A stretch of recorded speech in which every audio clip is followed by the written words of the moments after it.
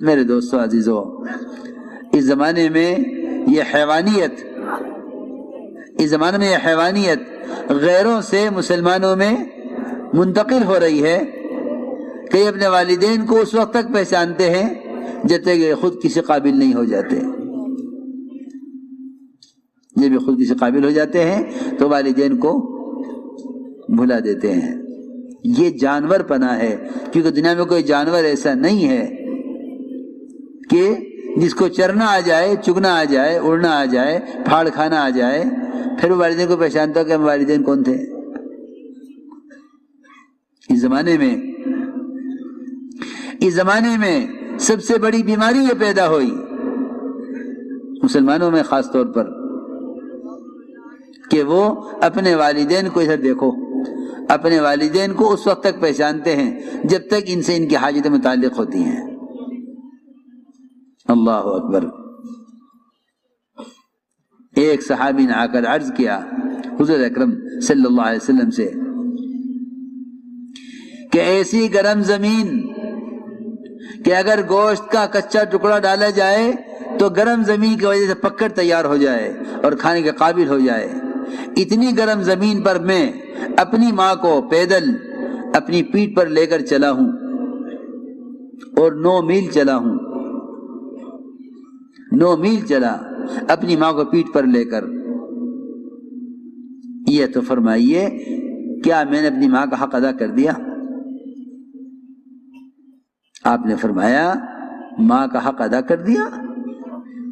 آپ نے فرمایا کہ تیری پیدائش کے موقع پر جو تیری ماں کو درد کی لہریں اٹھی ہیں، شاید اس میں سے ایک لہر کا حق ادا ہوا ہو، وہ بھی شاید فرمایا، یقین طور پر نہیں، کہ شاید اس میں سے ایک لہر کا حق ادا ہوا ہو۔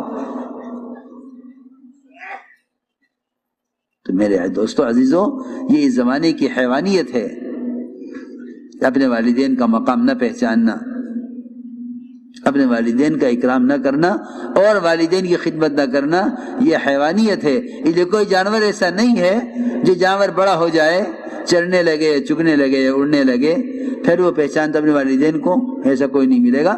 اس وقت تک بچہ اپنے ماں باپ کو جانتا ہے جب تک وہ خود اپنی ضرورت کو پورا کرنے والا نہ بن جاوے، اس وقت تک جانتا ہے۔